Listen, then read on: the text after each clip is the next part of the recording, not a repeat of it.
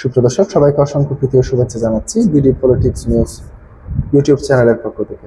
প্রিয় দর্শক, আজকে আমি যে প্রসঙ্গে আলোচনা করব সেটি হচ্ছে ইসলামী ব্যাংক।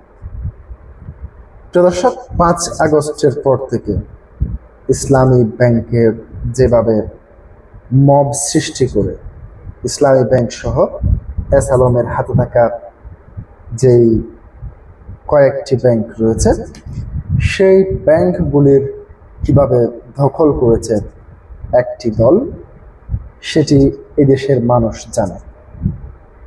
প্রিয় দর্শক, সেই ইসলামী ব্যাংক আমরা শেখ হাসিনা সরকারের সময়ে দেখেছি ইসলামী ব্যাংকের শেয়ার কিনে প্রায় 80% শেয়ার কিনে এস আলম গ্রুপ।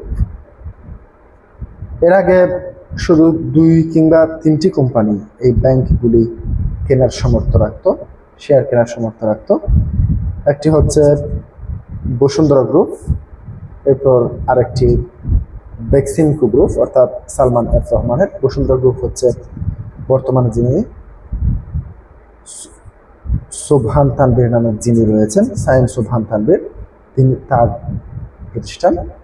এবং এস আলম হচ্ছে মাসুদ সাহেবের প্রতিষ্ঠান।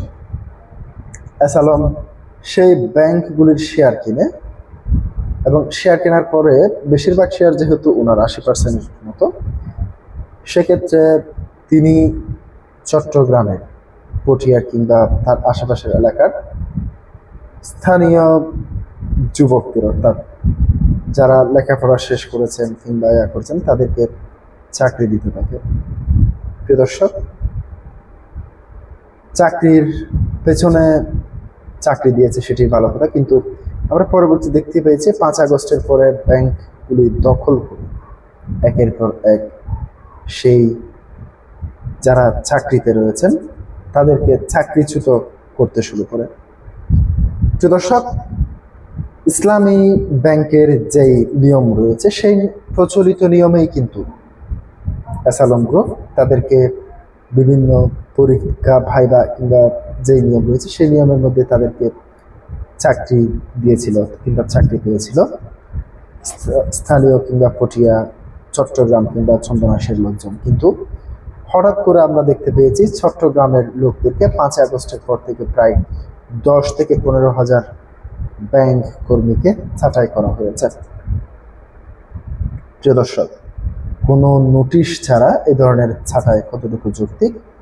তৎকালীন সময়ে মামলা করলেও কোনো নিষ্পত্তি হয়নি এবং ব্যাংকের গভর্নর যিনি রয়েছেন, সাবেক গভর্নর এস মনসুর, তার মূলত তত্ত্বাবধানে এই সমস্ত ঘটনাগুলি ঘটেছিল। প্রিয় দর্শক, এবার জামাত ইসলামী সেই ব্যাংকগুলি দখল করা ব্যাংকগুলি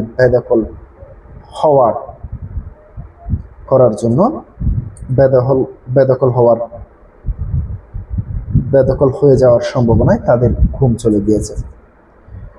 প্রিয় দর্শক, স্বরাষ্ট্রমন্ত্রী সংসদে যে বক্তব্য দিয়েছেন ইসলামী ব্যাংক প্রসঙ্গে সেটি আপনাদের সামনে হুবহু তুলে ধরছি। দখল করা ব্যাংক বেদখল হয়ে যাবে, এই যাতনা তো আমরা বুঝি। মাননীয় স্পিকার স্বরাষ্ট্রমন্ত্রী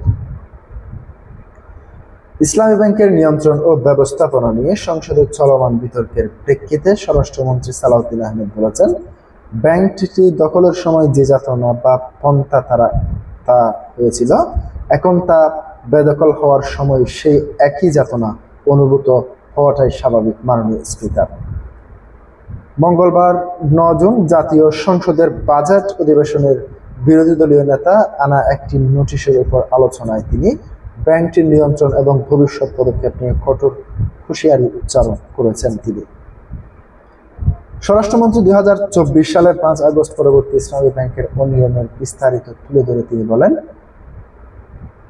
RDS নামক ব্যাংকের ফ্ল্যাগশিপ প্রকল্পের নির্বাচনের বৈতরণী পার হতে নিয়ম বহির্ভূতভাবে আরও 11,000 কোটি টাকা বিতরণ করা হয়েছে। এছাড়াও নাবিল গ্রুপকে এলসির বিপরীতে 700 কোটি টাকা ঋণ দেওয়া হলেও সেই টাকা ফেরত আসেনি এবং এই অর্থ কোনো একটি দলের নির্বাচনী তহবিলে যাওয়ার গুঞ্জন রয়েছে।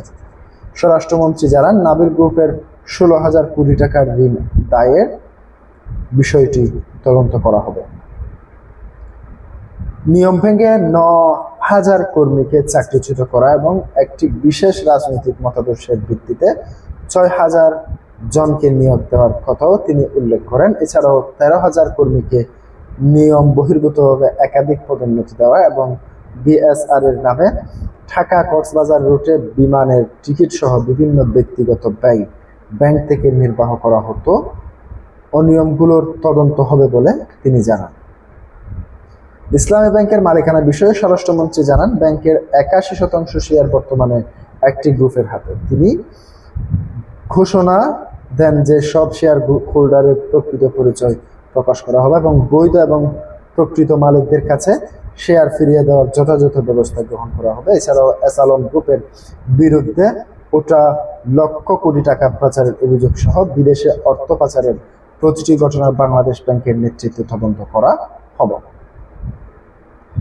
ব্যাংকটির নতুন চেয়ারম্যান নিয়োগ নিয়ে ওটা অভিযোগের জবাবে মন্ত্রী জানান, বাংলাদেশ ব্যাংক নিশ্চিত করেছে যে উক্ত কর্মকর্তার বিরুদ্ধে এখন পর্যন্ত কোনো অভিযোগ প্রমাণিত হয়নি বা কোনো তদন্ত চলমান নেই। তবে নতুন কোনো অভিযোগ এলে তা অবশ্যই তদন্ত করা হবে বলে জানিয়েছেন তিনি।